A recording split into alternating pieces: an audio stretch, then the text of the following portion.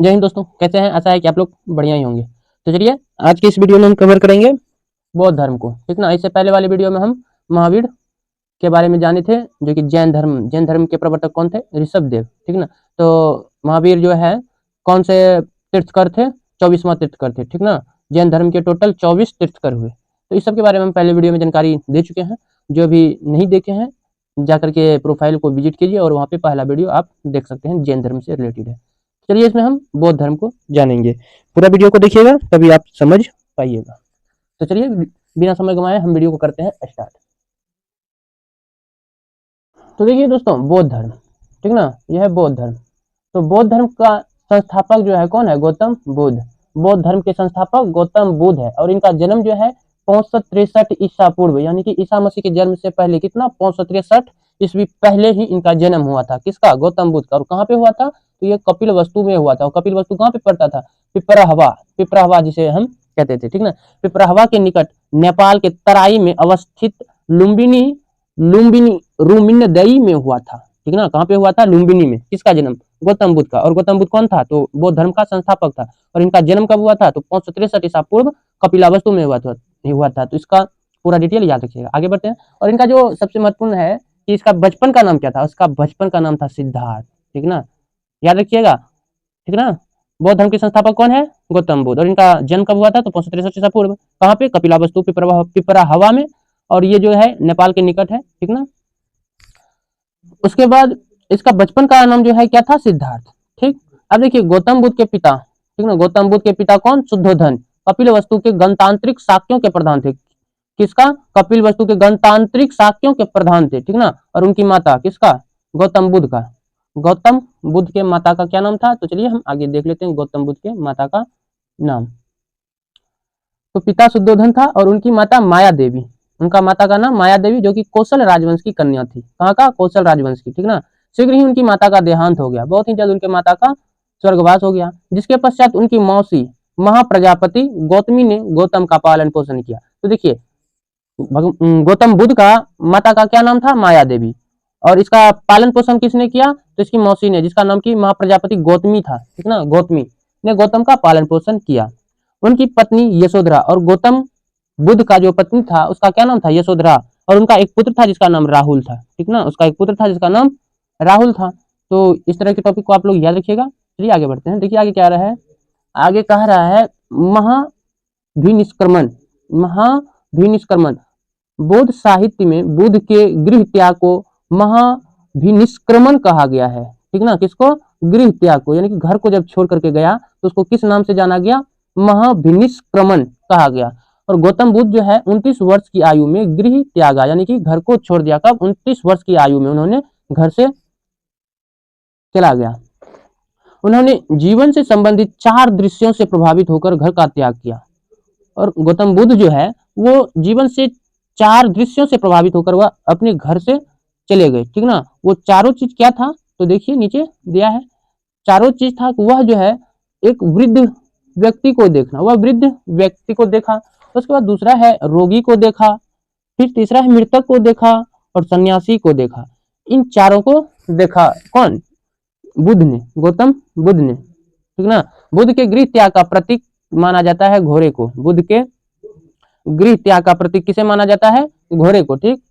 और उसके बाद उनके घोड़े का नाम जो था क्या था? कंथक। उनके घोड़े का नाम क्या था? कंथक। एवं साथी का नाम चन्ना। याद रखिएगा, बुद्ध के गृह त्याग का प्रतीक क्या है? घोड़ा, जिसका नाम की कंथक था और इसका सारथी चन्ना था, ठीक है। अब चलिए आगे बढ़ते हैं। आगे बढ़ते हैं। देखिए आगे क्या कहा है? आगे है ज्ञान प्राप्ति, ठीक। ज्ञान प्राप्ति, बुद्ध के प्रथम गुरु जो है वैशालिक के थे, जिसका नाम की आलार कलाम। क्या नाम था? आलार कलाम। और ये जो है संख्या दर्शन के आचार्य थे। किसका? संख्या दर्शन के आचार्य थे, जिनसे उन्होंने संन्यास काल में शिक्षा प्राप्त की। इनसे जो है वो संन्यास काल में ही शिक्षा प्राप्त किया था। रुद्रक, इसी तरह दूसरा और गुरु रुद्रक रामपुत्र, उनके एक और गुरु थे, ठीक ना। इनके दूसरा गुरु जो है रुद्रक रामपुत्र, उनके एक और गुरु थे, ठीक। अब देखिए आगे आगे कह रहा है बुद्ध ने उर्वेला बोध गया में। कहां पे? बुद्ध ने उर्वेला बोध गया में निरंजना नदी के तट पर। किस नदी के तट पर? निरंजना नदी के तट पर कठोर तपस्या की तथा सुजाता नामक लड़की के हाथों खीर खाकर उपवास तोड़ा। किसके हाथों खीर खाया? सुजाता नामक, ठीक ना, सुजाता नामक ये एक लड़की का नाम है जिसके हाथों से कि वो खीर खाए और उपवास तोड़ा। ठीक, चलिए आगे बढ़ते हैं। अब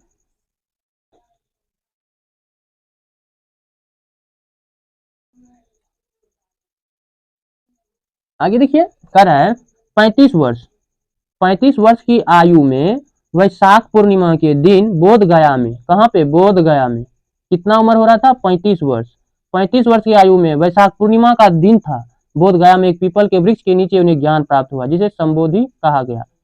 कहाँ पे ज्ञान प्राप्त हुआ? पीपल के वृक्ष के नीचे। पीपल के वृक्ष याद रखिएगा, जब महावीर के मतलब जैन धर्म के बारे में जब बता रहे थे इससे पहले वाले वीडियो में, तो वो भी किस वृक्ष के नीचे ज्ञान प्राप्त किए थे? साल वृक्ष, ठीक ना, साल का वृक्ष था, उसी के नीचे महावीर ने ज्ञान प्राप्त किया था। और भगवान बुद्ध ने 35 वर्ष की आयु में वैशाख पूर्णिमा के दिन बोध गया में पीपल के वृक्ष के नीचे ज्ञान प्राप्त किया, जिससे संबोधित कहा गया। तब से वे बुद्ध अर्थात प्रज्ञावान कहलाने लगे, ठीक ना, तब से वो क्या कहलाने लगे? बुद्ध, यानी कि प्रज्ञावान कहलाने लगे। और पीपल का वृक्ष जो था बोधि वृक्ष कहलाने लगे। जिस पीपल के वृक्ष के नीचे वो ज्ञान प्राप्त किया उसका नाम पड़ गया बोधि वृक्ष, ठीक ना। तो सवाल पूछ सकता है कि बोधि वृक्ष इनमें से कौन है? ऑप्शन में दे देगा पीपल का पेड़, बरगद का पेड़, इसी तरह 4 पेड़ दे देगा, तो पीपल का पेड़ में आप टिक लगाना है। ठीक, बुद्ध को तथागत वस्तुओं के वास्तविक जानकार मैत्रेय और शाक्य मुनि भी कहा गया। बुद्ध को तथागत भी कहा गया, जो कि तथागत का मतलब होता है वस्तुओं के वास्तविक जानकार, और मैत्रेय और शाक्य मुनि भी कहा जाता है। समझ गए? चलिए आगे बढ़ते हैं। देखिए आगे अब हम पढ़ेंगे धर्म चक्र प्रवर्तन। धर्म चक्र प्रवर्तन। तो देखिए बुद्ध ने अपने ज्ञान का प्रथम प्रवचन कहाँ पे दिया? ऋषिपतन सारनाथ में 5 ब्राह्मणों जिसका कि नाम भद्य, वाप, औज, असजीज, कौंडिन्य को दिया, जिसे धर्म चक्र प्रवर्तन कहा गया। समझ गए? धर्म चक्र प्रवर्तन कहा गया। आनंद बुद्ध का प्रिय शिष्य था। बुद्ध का प्रिय शिष्य कौन था? आनंद। समझ गए? बुद्ध का जो है प्रिय शिष्य कौन था? आनंद। तथा बुद्ध आनंद को ही संबोधित करके अपने उपदेश देते थे। बुद्ध जब भी किसी चीज का उपदेश देते थे तो वो आनंद को ही संबोधित करते थे। समझ गए? संबोधित करके अपने उपदेश देते थे। आनंद के कहने पर ही बुद्ध ने बौद्ध संघ में, किसके कहने पे? आनंद के कहने पर ही बुद्ध ने बौद्ध संघ में स्त्रियों के प्रवेश की अनुमति दी। किसके कहने पे? आनंद के कहने पे बौद्ध संघ में स्त्रियों का प्रवेश की अनुमति दी थी। महाप्रजापति गौतमी बुद्ध की विमाता को सर्वप्रथम बुद्ध संघ में प्रवेश मिला, ठीक ना। किसके कहने पे स्त्रियों को बुद्ध संघ में प्रवेश मिला? आनंद के कहने पे। और सबसे पहले कौन प्रवेश किया? तो बुद्ध की विमाता था, जो कि बुद्ध का ही माता था, महाप्रजापति गौतमी, ठीक ना, बुद्ध की मौसी थी, लेकिन यह पालन पोषण इसका गौतमी माता ही ने किया था। तो चलिए अब आगे बढ़ते हैं। अब जानेंगे बुद्ध से संबंधित महत्वपूर्ण घटना एवं उनके प्रतीक के बारे में जानेंगे। तो देखिए इनके कुछ महत्वपूर्ण घटना है जो कि माना जाता है। बुद्ध से संबंधित महत्वपूर्ण घटनाएं एवं उनके प्रतीक। हाथी, माता के गर्भ में आना। कमल, बुद्ध का जन्म। घोड़ा, गृह त्याग के समय। बोधि वृक्ष, जहाँ पे ज्ञान प्राप्ति हुआ। धर्मचक्र, प्रथम उपदेश जहाँ पे दिया 5 ऋषियों को। भूमि स्पर्श, इंद्रियों पर विजय प्राप्त किया। एक ही करवट सोना, जिसे महापरिनिर्वाण कहा। समझ गए? चलिए अब आगे बढ़ते हैं। ये कुछ प्रतीक था जो कि भगवान बुद्ध से ही संबंधित था। अब महापरिनिर्वाण को देखते हैं। देखिए महापरिनिर्वाण क्या है। महापरिनिर्वाण, गौतम बुद्ध 80 वर्ष की उम्र में, कब? 80 वर्ष की उम्र में 483 ईसा पूर्व, ईसा मसीह के जन्म से 483 वर्ष पहले में चुंड नामक एक कर्मकार के हाथों से सूकर खाने के उपरांत कुशीनारा में स्वर्गवासी हुए। इस घटना को महापरिनिर्वाण कहा गया। समझ गए महापरिनिर्वाण क्या है? महापरिनिर्वाण 80 वर्ष की उम्र में, ठीक ना, 80 वर्ष की उम्र में, यानी कि 483 ईसा पूर्व, चंद नामक, किसके हाथों से? चंद नामक एक शिष्य था। चंद नामक एक कर्मकार के हाथों सूकर खाने के उपरांत कुशीनारा में स्वर्गवासी हुए। इस घटना को ही महापरिनिर्वाण कहा गया। समझ गए? कब? 80 वर्ष की आयु में इनकी मृत्यु हुआ। समझ गए? ये स्वर्गवासी हो गए। आगे कह रहा है बुद्ध की मृत्यु के बाद उनके अवशेषों को 8 भागों में बांटकर 8 स्तूपों का निर्माण किया गया। जब बुद्ध की मृत्यु हुआ तो उसे 8 भागों में बांट दिया। समझ गए? 8 भागों में, और इसी 8 भाग को 8 स्तूपों का निर्माण किया गया। समझ गए? आगे देखिए, बुद्ध के कुछ अनुयायी हैं जिसका नाम इस पे दिया गया है। बुद्ध के अनुयायी आनंद, ये जितने भी अनुयायी हैं ये प्रमुख अनुयायी हैं। आनंद हो गया, उपाली, सारिपुत्र, जीवक, अजातशत्रु जो कि उस टाइम मगध का नरेश था, अशोक, देवदत्त, घोषाल, महाप्रजापति गौतमी, बिम्बिसार की पत्नी क्षेमा, सुनंदा, यशोधरा, प्रसेनजीत जो कि कौशल नरेश था, उस टाइम कौशल का नरेश था प्रसेनजीत, ये सब बुद्ध के अनुयायी बन गए। ठीक ना? अब देखिए बुद्ध का भ्रमण, भगवान बुद्ध कहाँ कहाँ विचरण करते थे, मतलब कहाँ कहाँ अपना उपदेश दिया करते थे। बुद्ध ने लगातार भ्रमण कर केवल किस टाइम? वर्षा ऋतु में भ्रमण करना बंद कर देते थे। उस टाइम उतना नहीं, बारिश होने के कारण इधर उधर नहीं जा पाते और उपदेश नहीं दे पाते थे, इसलिए केवल वर्षा ऋतु को छोड़ करके बुद्ध ने लगातार भ्रमण किया। 40 साल तक उपदेश दिए। कितने दिन तक? 40 साल तक उपदेश दिए। उन्होंने सर्वाधिक उपदेश कहाँ पे? कौशल प्रदेश की राजधानी श्रावस्ती में दिए। ठीक ना? श्रावस्ती में दिए सबसे ज्यादा उपदेश, सर्वाधिक उपदेश कौशल प्रदेश की राजधानी श्रावस्ती में दिए। अब देखिए बौद्ध धर्म के कुछ सिद्धांत हैं जो कि सभी अनुयायियों को मानना पड़ता था। तो बौद्ध धर्म के कुछ सिद्धांत है। बुद्ध ने अपने अनुयायियों का मतलब होता है शिष्य। ठीक ना? बुद्ध ने अपने शिष्यों के लिए आचार नियम विनय निर्धारित किए जो इस प्रकार है। आर्य सत्य, बुद्ध ने संसारिक दुखों के संबंध में 4 आर्य सत्य का उपदेश दिया। पहला है दुख, दूसरा है दुख समुदाय, दुख निरोध गामिनी प्रतिपदा। ठीक ना? ये चारों आर्य सत्य है। उसके बाद अष्टांगिक मार्ग के बारे में बताया। अष्टांगिक मार्ग, बुद्ध ने दुख की निवृत्ति के लिए अष्टांगिक मार्ग अष्टविधि साधन बताया है, दुख से छुटकारा पाने के लिए। ठीक ना? दुख से यदि आप बचना चाहते हैं तो उसके लिए बुद्ध ने 8 मार्ग बताया है, जिसमें कि कहा है पहला जो मार्ग है सम्यक दृष्टि, सम्यक संकल्प, सम्यक वाक, सम्यक कर्मांत, सम्यक आजीव, सम्यक व्यायाम, सम्यक स्मृति, सम्यक समाधि। ये जो है 8 अष्टविधि साधना है। ठीक ना? ये अष्टविधि साधना है। अब हम देखते हैं निर्वाण। बुद्ध के अनुसार यदि कोई व्यक्ति इन 8 मार्ग का अनुसरण करे तो वह अपना लक्ष्य यानी कि निर्वाण प्राप्त कर लेगा। निर्वाण बौद्ध धर्म का परम लक्ष्य है, जिसका अर्थ है दीपक का बुझ जाना, अर्थात जीवन मरण के चक्र से मुक्त हो जाना, जिसे निर्वाण कहते हैं। समझ गए? निर्वाण का मतलब जिसे कि जीवन मरण के चक्र से मुक्त हो जाना। अब 10 सील है। ठीक ना? अगला 10 सील।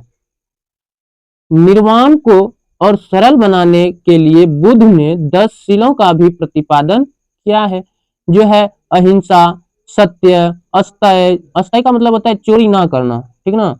पराये धन का लोभ नहीं करना, नशे का सेवन ना करना, स्त्रियों से दूर रहना, दुराचार से दूर रहना, असमय भोजन नहीं करना, सुगंधित पदार्थ वर्जित, आभूषणों का त्याग। समझ गए? ये 10 सील है जो कि बुद्ध ने बताए। आगे है त्रिरत्न। बुद्ध धर्म के 3 रत्न बुद्धम धम्म एवं संघ। ठीक ना? बुद्ध धम्म एवं संघ, त्रिरत्न, ये 3 रत्न है। बुद्ध ने अपने उपदेशों का प्रचार पाली भाषा में किया। कौन से भाषा में किया? पाली भाषा में। बुद्ध ने अपने उपदेशों का प्रचार कौन से भाषा में किया? पाली भाषा में। बौद्ध धर्म ईश्वर और आत्मा को नहीं मानता था। बौद्ध धर्म जो है ईश्वर और आत्मा को नहीं मानता था। बौद्ध धर्म के अनुसार मोक्ष इस जीवन में भी संभव है। इसे प्राप्त करने के लिए मृत्यु तो आवश्यक नहीं है। ठीक ना? आगे कहा कि प्रथम बौद्ध संगीत में विनय पिटक उपाली के नेतृत्व में, प्रथम बौद्ध संगीत में विनय पिटक उपाली के नेतृत्व में एवं सुत्त पिटक आनंद के नेतृत्व में लिखे गए। विनय पिटक जो है किसके नेतृत्व में लिखा गया? उपाली के नेतृत्व में, और सुत्त पिटक जो है आनंद के नेतृत्व में लिखा गया। आगे है द्वितीय बौद्ध संगीत में कुछ भिक्षुओं ने संघ से अलग होकर महासंघिक नामक संप्रदाय बनाया। द्वितीय बौद्ध संगीत में कुछ भिक्षुओं ने संघ से अलग होकर महासंघिक नामक संप्रदाय बनाया। अन्य थेरावादीन कहलाए, अन्य जो था थेरावादीन कहलाए। तो तृतीय बौद्ध संगीत में मोगली पुत्तिसियस ने अधिधम्म पिटक का संकलन किया। ठीक ना, तृतीय बौद्ध संगीत में मोगली पुत्तिसियस ने अभिधम्म पिटक का संकलन किया। और चतुर्थ बौद्ध संगीत में बौद्ध धर्म हीनयान एवं महायान संप्रदाय में बट गया। चतुर्थ बौद्ध संगीत में जो है बौद्ध धर्म हीनयान एवं महायान संप्रदाय में बट गया। ये दो भागों में बट गए, समझ गए आप। इस तरह से बौद्ध धर्म दो भागों में बटे। अब जानते हैं बौद्ध साहित्य के बारे में। तो बौद्ध साहित्य जो है बौद्ध धर्म के सबसे प्राचीन ग्रंथ त्रिपिटक है, अर्थात विनय पिटक, सुत्त पिटक एवं अभिधम्म पिटक बौद्ध धर्म के सबसे प्राचीन ग्रंथ हैं। कौन? त्रिपिटक, अर्थात विनय पिटक, सुत्त पिटक एवं अभिधम्म पिटक। विनय पिटक बौद्ध धर्म के नियमों का वर्णन है। सुत्त पिटक धार्मिक विचारों एवं वचनों का संग्रह है। अभिधम्म पिटक बौद्ध दर्शन का वर्णन है। समझ गए? अब आगे बढ़ते हैं, देखिए आगे क्या कहा गया है। आगे कहा गया है महाजनपदों का वर्णन, 16 महाजनपदों का वर्णन अंगु उत्तर निकाय में है। ठीक ना, 16 महाजनपदों का वर्णन जो है अंगु उत्तर निकाय में है। मिली दपन्नहों में बुद्ध भिक्षुक नागसेन एवं यूनानी राजा मीनांडर का दार्शनिक वार्तालाप है। किसमें? मिलिंद पांडवों में। किसमें है? मिलिंद पांडवों में, जो कि बौद्ध भिक्षुक नागसेन एवं यूनानी राजा मीनांडर का दार्शनिक वार्तालाप है। समझ गए? याद रखिएगा आप लोग। जातक, ये जातक में जो है बुद्ध के पूर्व जन्म की कथाओं का वर्णन है। बुद्ध के पूर्व जन्म का कथा जो है किसमें है? जातक में। याद रखिएगा, सवाल भी कर सकता है। बुद्ध के पूर्व जन्म की कथाएं इनमें से किसमें है? ऑप्शन में दे देगा जातक, और बी में दे देगा अंगु उत्तर निकाय, सी में दे देगा मिलिंद पांडव, और डी में दे देगा इनमें से सभी। तो ऑप्शन ए जो होगा राइट होगा। ठीक ना।